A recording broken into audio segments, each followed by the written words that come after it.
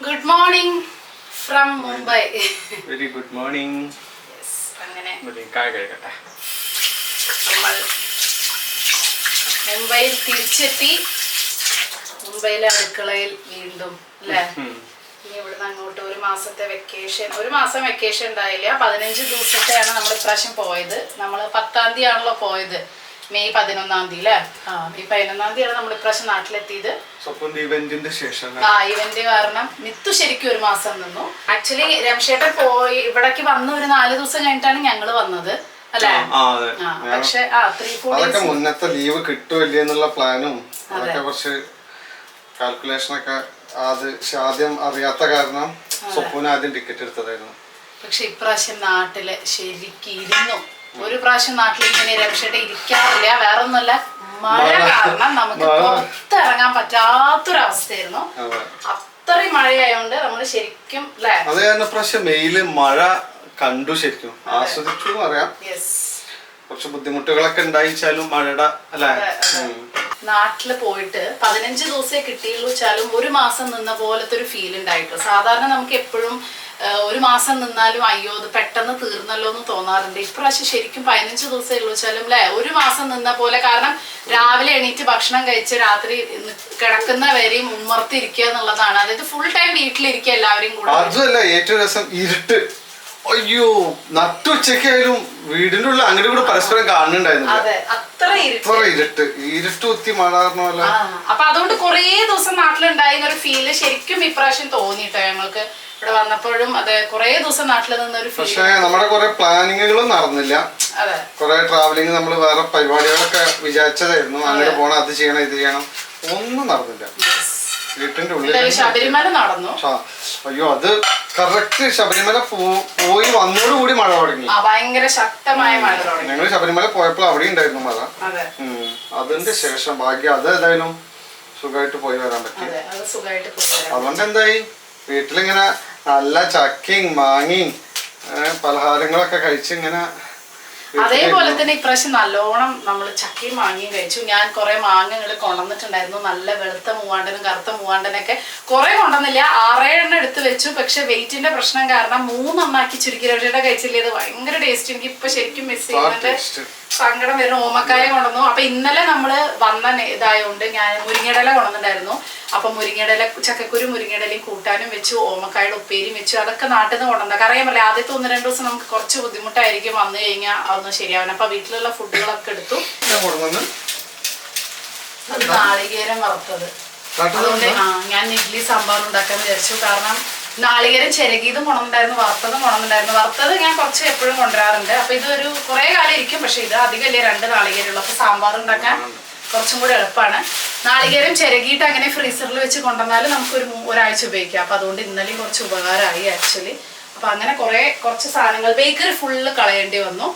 എല്ലാ ബേക്കറി അത് തിരിച്ചു അച്ഛനും അമ്മയ്ക്ക് തന്നെ കൊടുത്തേക്കേണ്ടി വന്നു, വെയിറ്റിന്റെ പ്രശ്നം കാരണം. പക്ഷെ ഞാൻ ബേക്കറി ഫുള്ള് കൊടുത്തയച്ചു. നാട്ടിലെ സാധനങ്ങൾ ഞാൻ കൊണ്ടുവന്നു. കാരണം ബേക്കറി ഇപ്പൊ പ്രത്യേകിച്ച് കാര്യമൊന്നുമില്ലല്ലോ വിചാരിച്ചു. അപ്പൊ അതാണ് ഇവിടുത്തെ വിശേഷങ്ങൾ. ഇവിടെ മഴയൊന്നുമില്ല, ഇവിടെ നല്ല ചൂടാണ്. ഇന്നൊരു മഴക്കാറ് കാണുന്നുണ്ട്. പക്ഷെ സ്വപ്പ് വരുന്നതിന്റെ 2 ദിവസം മുന്നേ മഴയോട് മഴയായിരുന്നു. എന്റെ അമ്മോ ഇവിടെ ആകെ ട്രാഫിക് ബ്ലോക്കായി, ഓഫീസിലൊക്കെ ആകെ എന്താ പറയാ ആർക്കും വരാൻ പറ്റാത്ത അവസ്ഥയായിട്ട് ഭയങ്കര. അപ്പൊ സ്വപ്നോട് ചോദിക്കണ്ടായിരുന്നു അവിടെ എങ്ങനെയുണ്ട്. ഇവിടെ നല്ല മഴ, ഇവിടെ സൂപ്പർ മഴയാണ്. പക്ഷെ ഞങ്ങള് വന്ന് കേറി 2 ദിവസം അതും നാട്ടിലത്തെ ഭയങ്കര തണുപ്പും മഴയെന്ന് വന്നിട്ട് ഇവിടെ ചൂടെന്ന് പറഞ്ഞാൽ ഭയങ്കര ചൂടാണ്. ഇന്നിപ്പോ ഒരു മഴക്കാറ് കാണാണ്ട് അറിയില്ല, മഴ പെയ്താൽ മതിയായിരുന്നു. കാരണം സഹിക്കാൻ വയ്യാത്ത ചൂട് നാട്ടില്. എനിക്ക് നല്ല ചൂട്. എനിക്ക് രംഷേട്ടന് പിന്നെ പൊതുവേ ചൂട് ഒരു 50 ഡിഗ്രി വരെ നമുക്ക് സഹിക്കും, അങ്ങനെ ഒരു ഇതാണ്. പക്ഷെ എനിക്ക് മിത്തും പറഞ്ഞു ഭയങ്കര ചൂട്. രംഷേട്ടന് ചൂട് പ്രശ്നമല്ല, തണുപ്പാണ് തീരെ പറ്റാത്തത്. ചൂട് എത്ര ചൂട് വേണമെങ്കിലും സഹിക്കും, പക്ഷെ തണുപ്പ് തീരെ പറ്റില്ല. എനിക്ക് നേരെ തിരിച്ചാ. അല്ല തണുപ്പ് അധികം പറ്റില്ല, പക്ഷെ എനിക്ക് ചൂടും തീരെ പറ്റാത്ത പോലെ ഒരു ഫീല്. നേരെ ഒരുപാടായിട്ട് ഇവിടെ വന്നാൽ പിന്നെ ഫുഡൊക്കെ ബ്രേക്ക്ഫാസ്റ്റിന് ലഞ്ചിന്റെ സമയത്ത് ബ്രേക്ക്ഫാസ്റ്റ്, ഡിന്നറിന്റെ സമയത്ത് ലഞ്ച്. അതിപ്പോ തന്നെ ആക്കി വെക്കാൻ ഒരുമിച്ച് കഴിയും. ഇപ്പോഴും പെട്ടി ഇനി ഒരു പെട്ടി ബാക്കിയാണ് എന്താ പറയാ റെഡിയാക്കാൻ. പാത്രം വെച്ചിരുന്നു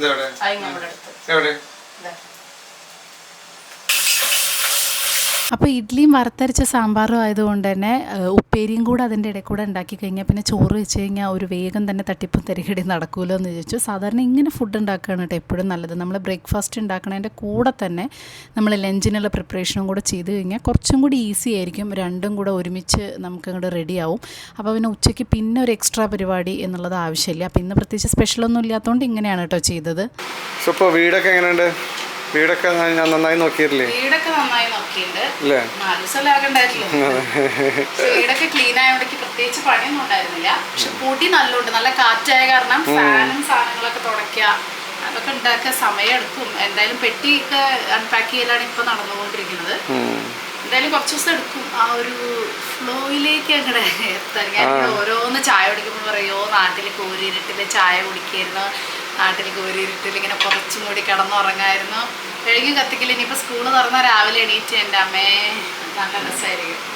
പക്ഷെ ഇവിടെ വരുമ്പോൾ ഒരു വേറെ വൈബ്. മിത്ത് പറയായിരുന്നു അമ്മ നമ്മളത് ബോംബെയിൽ നമ്മുടെ വീട്ടിലെത്തിക്കഴിഞ്ഞാൽ പിന്നെ ഒരു രസമല്ലേ എന്നുള്ളത്. അപ്പോൾ വറുത്തരച്ച സാമ്പാർ ഇഡ്ഡലി റെഡിയായി. ആക്ച്വലി സാമ്പാർ ഇപ്പോൾ കാണുമ്പോൾ നമുക്ക് വെള്ളത്തോടെ തോന്നും. അതെപ്പോഴും ഒന്ന് ഉണ്ടാക്കി ഒരു മണിക്കൂർ 2 മണിക്കൂർ കഴിഞ്ഞിട്ട് കഴിക്കുമ്പോഴാണ് കേട്ടോ അതിൻ്റെ ആ ഒരു കൊഴുപ്പ് കിട്ടുക. ഇപ്പം തന്നെ ഓൾമോസ്റ്റ് കഴിക്കുമ്പോഴേക്കും കുറച്ച് റെഡി ആയിട്ടുണ്ട്.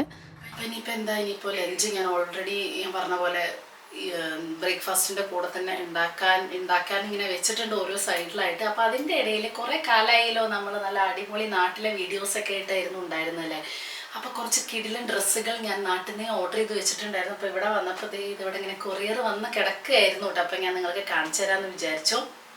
വേറെ ഒന്നുമല്ല, എല്ലാതും ആമസോണിൽ നിന്നാണ്. ആമസോണിൽ ഇപ്പോൾ നല്ല കിടിലൻ സെയിൽ നടക്കുന്നുണ്ട്. അപ്പം ഞാൻ ഇട്ടിരിക്കുന്ന ഈ ഡ്രസ്സ് നിങ്ങൾ എല്ലാവരും ചോദിക്കാൻ ചാൻസ് ഉണ്ട്. ഇത് ആമസോണിൽ നിന്നാണ്. എല്ലാത്തിൻ്റെയും ലിങ്കും കാര്യങ്ങളൊക്കെ ഞാൻ ഡിസ്ക്രിപ്ഷനിൽ കൊടുക്കാട്ടെ. ഇത് ബ്യൂട്ടിഫുൾ ആയിട്ടുള്ളൊരു എന്ത് ഗ്രീൻ എന്നാ പറയാ, ഒരു പ്രത്യേക പിസ്ത ഗ്രീൻ ആണോ എന്തോ ഒരു ഗ്രീനോ യെല്ലോന്നോ എന്ത് വേണമെങ്കിലും പറയാം. നല്ല ഭംഗിയുള്ളൊരു കിഡിലൻ കുർത്തി.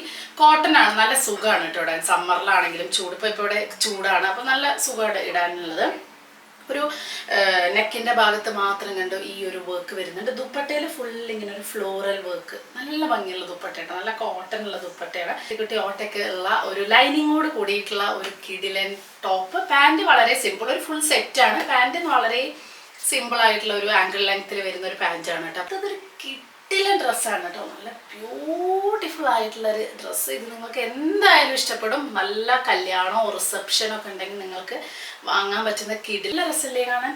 ഗോൾഡൻ സീക്വൻസ് വർക്കും 3/4 സ്ലീവ്സ് ഫുൾ സെറ്റാണ്. ഇതിന് ഒരു പാൻറ്റും ഉണ്ട്. പാൻറ്റും ഒരു സിൽക്ക് ടൈപ്പിൽ വരുന്ന ഒരു പാൻറ്റാണ് കേട്ടോ. പിന്നെ ദുപ്പട്ടയുണ്ട്. ദുപ്പട്ടയും കണ്ടോ നല്ല ഭംഗിയില്ലേ, ലഹരിയ ഒരു പാറ്റേൺ, ലഹരിയ പാറ്റേണിലൊക്കെ വരുന്ന ഒരു വർക്ക് പോലെയാണ് എനിക്ക് ഫീൽ ചെയ്തത്. നല്ലതുപോലെ ഒരു ബ്യൂട്ടിഫുൾ ഒരു സിൽക്ക് ഇതിൽ വരുന്ന ഒരു കുർത്തിയാണ്. കുർത്തി മാത്രമേ ഉള്ളൂ. ഇതിൻ്റെ കളറും നല്ല ഭംഗിയുണ്ട്. ഞാൻ പറഞ്ഞ പോലെ അത്യാവശ്യം ഒരു കുട്ടി ഫംഗ്ഷനൊക്കെ ഇടാൻ പറ്റും.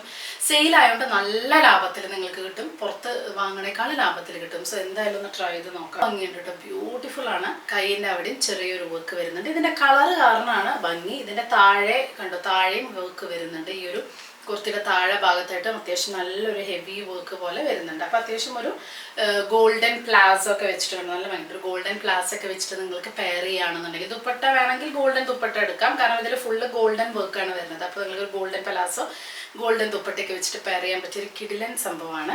അടുത്തതും അതെ, അടുത്തതും ശരിക്കും നല്ല ബ്യൂട്ടിഫുൾ ആയിട്ടുള്ളൊരു ഫംഗ്ഷൻ, ഒരു പാർട്ടി വെയർ, ഒരു റിസപ്ഷനൊക്കെ ഇടാൻ പറ്റിയിട്ടുള്ളൊരു കുർത്ത സെറ്റാണ്. ഗ്രീൻ, ഒരു ബ്യൂട്ടിഫുൾ ഗ്രീനിൽ ഫ്ലോറൽ വർക്ക് വരുന്നതാണ് കേട്ടോ. നെക്കിൻ്റെ ഭാഗമൊക്കെ നല്ല ഭംഗിയുടെ ഷെയ്ഡ്. അതേപോലെ തന്നെ സ്ലീവ്സിൻ്റെ ഭാഗത്തും ഈ ഒരു ഫ്ലോറൽ വർക്ക് വരുന്നുണ്ട്. പാൻറ്റും വരുന്നുണ്ട്. പാൻറ്റിൻ്റെ താഴ്ഭാഗത്തായിട്ടും വർക്ക് വരുന്നുണ്ട്. അതേപോലെ തന്നെ ഇതിൻ്റെ ഏറ്റവും ഭംഗി ഇതിൻ്റെ ദുപ്പട്ടയാണ് കേട്ടോ. നല്ല ബ്യൂട്ടിഫുൾ ദുപ്പട്ട. അടുത്തതും നല്ല ഭംഗിയുള്ള ഒരു കുർത്തിയാണ്. ട്രെൻഡിങ് ആണല്ലോ ഇങ്ങനത്തെ കുർത്തി എന്ന് പറയുന്നത്. സോഫ്റ്റ് മെറ്റീരിയലാണ് കണ്ടോ. ഇത് താഴെ പാൻറ് ഇടണമെന്ന് നിർബന്ധമല്ലേ, ഇത് ഫ്രോക്ക് പോലെയും. കാരണം ഇത് ഓൾമോസ്റ്റ് ആംഗിൾ ലെങ്ത് ഉണ്ട്. അപ്പോൾ നിങ്ങൾക്ക് വേണമെങ്കിൽ ഒരു ലെഗിൻസ് ആയിട്ട് പെയർ ചെയ്യാം. അതല്ലെങ്കിൽ ചുമ്മാ അത് ഒരു ഉടുപ്പ് പോലെ ഇടാം. 2 തരത്തിലും ഇടാം. ഇത് ശരിക്കും കുർത്തിയാണ് കേട്ടോ. അപ്പോൾ ഇത്രയും ഡ്രസ്സുകളാണ് ഞാൻ ആമസോണിൽ നിന്ന് എടുത്തത്. ഞാൻ പറഞ്ഞ പോലെ സെയിലും കാര്യങ്ങളും ഉണ്ട്. 2 സെയിൽ നടക്കുന്നുണ്ട് കേട്ടോ. ഒന്ന് നമ്മുടെ വാർഡ്രോബ് റിഫ്രഷ് സെയിൽ, അത് 30-ാം തീയതി മുതൽ 4-ാം തീയതി ജൂൺ വരെ, 30 മെയ് മുതൽ 4 ജൂൺ വരെ ഉണ്ട്. 50 to 80% വരെ ഓഫൊക്കെ ഉണ്ട് ടോപ്പ് ബ്രാൻഡ്സിന് കേട്ടോ. അപ്പോൾ നമുക്ക് ഈ വീഡിയോ ഇടുമ്പോഴേക്കും 4-ാം തീയതി വരെയുള്ള ഒരു സെയിലും, അത് കഴിഞ്ഞാൽ 5-ാം തീയതി മുതൽ ജൂൺ 10-ാം തീയതി വരെ നമ്മുടെ അൾട്ടിമേറ്റ് ബ്രാൻഡ് സെയിലുണ്ട്. ഒരുപാട് ഓഫറും കാര്യങ്ങളുണ്ട്. അതുകൊണ്ട് തന്നെ ഞാൻ വേഗം വന്ന ഉടനെ തന്നെ വീഡിയോ എടുത്ത് നിങ്ങൾക്ക് കാണിച്ചു തരാമെന്ന് വിചാരിച്ചു. കാരണം അത്ര അടിപൊളി സെയിലാണ് ആമസോണിൻ്റെ. അപ്പം നല്ല അടിപൊളി ലാഭത്തിൽ എല്ലാ അടിപൊളി സാധനങ്ങളാണ്.